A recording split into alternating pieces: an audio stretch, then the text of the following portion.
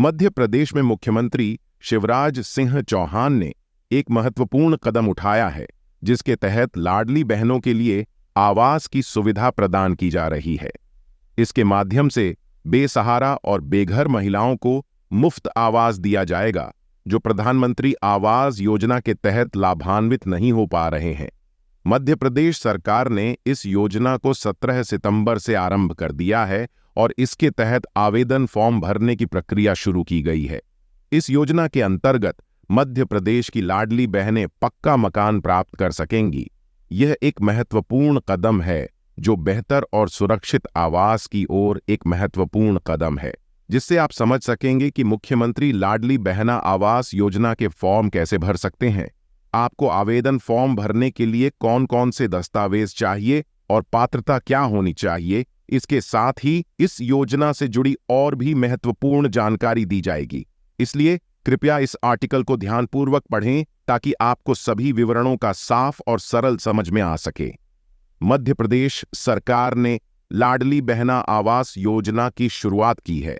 इस योजना के अंतर्गत राज्य सरकार बिना किसी लाचार महिला के नाम पर मुफ्त में पक्का मकान प्रदान करेगी, जिससे वे गरीबी और बेघरी की समस्याओं के बिना अपने घर में आत्मविश्वास से रह सकें।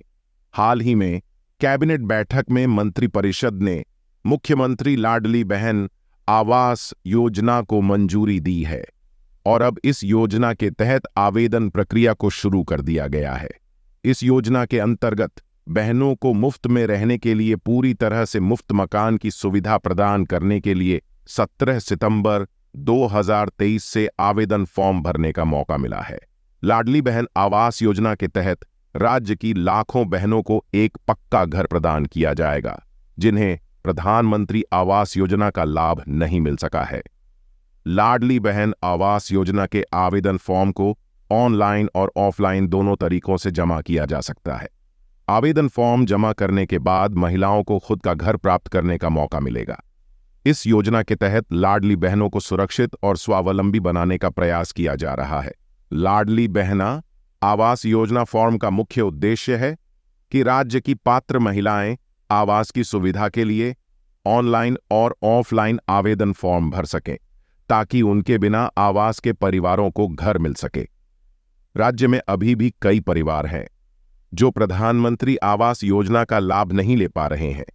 इसलिए अब उन परिवारों को मध्य प्रदेश लाडली बहना आवास योजना के माध्यम से घर दिलाने का यह प्रयास किया जा रहा है। लाडली बहना आवास योजना के अंतर्गत आप 17 सितंबर से आवेदन की प्रक्रिया शुरू कर सकते हैं। इस योजना में भाग लेने के इच्छुक राज्य वालों को अपना आवेदन फॉर्म अपनी ग्राम पंचायत में जमा करना होगा। आवेदन फॉर्म जमा करने की आखिरी तारीख 5 अक्टूबर है, तो जो भी व्यक्ति इस योजना के तहत एक घर प्राप्त करना चाहते हैं, उन्हें 5 अक्टूबर से पहले ही आवेदन फॉर्म जमा कर देना चाहिए। सभी ग्राम पंचायतों में आवेदन फॉर्म जमा किए जाएंगे। आवेदन फॉर्म जमा करने के बाद आवेदनों को प्राधिकृत जनपद पंचायत से जिला पंचायत के सीईओ के पास भेजा जाएगा। इसके बाद आवेदनों की सत्यापन प्रक्रिया होगी। सत्यापन होने के बाद पात्र लाभार्थियों की सूची जारी की जाएगी। उसके बाद लाभार्थियों को आवास योजना का लाभ प्रदान किया जाएगा। मध्य प्रदेश सरकार द्वारा शुरू की गई लाडली बहना आवास योजना के माध्यम से महिलाओं को उनके खुद के घर का निर्माण करवाने के लिए आर्थिक सहायता प्रदान की जाएगी। इस योजना के तहत आर्थिक सहायता राशि सीधे लाभार्थी के बैंक खाते में भेजी जाएगी। इस योजना का विशेष लाभ उन महिलाओं को मिलेगा जो मुख्यमंत्री लाडली बहना योजना का भी लाभ प्राप्त कर रही हैं। यह योजना आर्थिक रूप से कमजोर परिवारों को पक्के मकान का लाभ प्रदान करेगी और विशेष रूप से उन परिवारों को प्राथमिकता दी जाएगी जिन्हें प्रधानमंत्री आवास योजना का लाभ नहीं मिला है। इस योजना के अंतर्गत केवल महिलाओं को ही आवास की सुविधा दी जाएगी। लाडली बहना आवास योजना के आवेदन पत्र भरने के बाद पक्के मकान का लाभ उठाया जा सकेगा और आवेदन को ऑनलाइन या ऑफलाइन दोनों तरीकों से प्रस्तुत किया जा सकता है। आवेदन पत्र भरने के बाद यदि आपका नाम लाडली बहना आवास योजना की सूची में होता है तो आपको इस योजना का लाभ प्रदान किया जाएगा। इस योजना के माध्यम से महिलाओं को आर्थिक रूप से सशक्त बनने में मदद करने का मकसद है और इसका परिणाम स्वरूप राज्य के लगभग 97,000 परिवारों को उनके खुद के घर का मुहैया कराया जाएगा। अब महिलाओं को अपने खुद के आवास की प्राप्ति करने के बाद किसी दूसरे पर निर्भर रहने की आवश्यकता नहीं होगी। लाडली बहना आवास योजना एक महत्वपूर्ण सरकारी योजना है जिसका उद्देश्य उन महिलाओं को सहायता प्रदान करना है जिनके पास एक पक्का मकान नहीं है। इस योजना का लाभ प्राप्त करने के लिए आवेदक को मध्य प्रदेश का निवासी होना चाहिए। इस योजना के अंतर्गत महिलाओं के नाम पर आवास प्रदान किए जाते हैं, लेकिन महिला का नाम लाडली बहना योजना लिस्ट में होना चाहिए। आवेदक महिला के पास अपना खुद का मकान या प्लाट नहीं होना चाहिए। यह योजना वहीं लोगों के लिए है जो प्रधानमंत्री आवास योजना के लिए छूट गए हैं, लेकिन जिन परिवारों के पास 4 पहिया वाहन होता है वे इस योजना के लिए पात्र नहीं होते।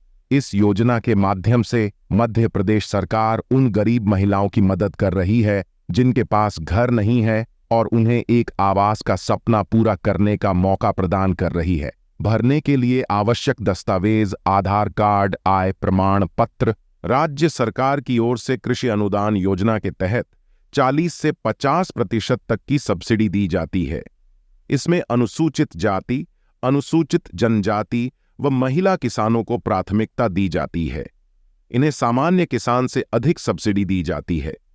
नियमानुसार इन्हें 50% तक सब्सिडी का लाभ प्रदान किया जाता है। यह सब्सिडी कृषि यंत्र की लागत पर दी जाती है। सब्सिडी की राशि की सटीक जानकारी के लिए आप ई कृषि यंत्र अनुदान पोर्टल पर दिए गए कैलकुलेटर के माध्यम से सब्सिडी की राशि जान सकते हैं।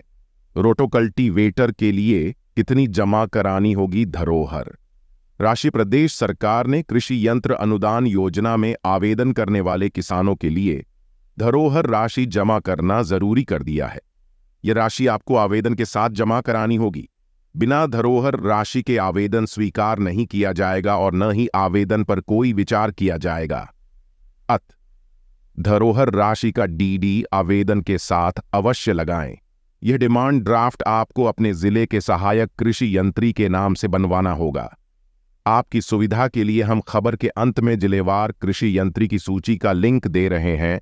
आप इसकी सहायता से अपने जिले के कृषि यंत्री की जानकारी प्राप्त कर सकेंगे।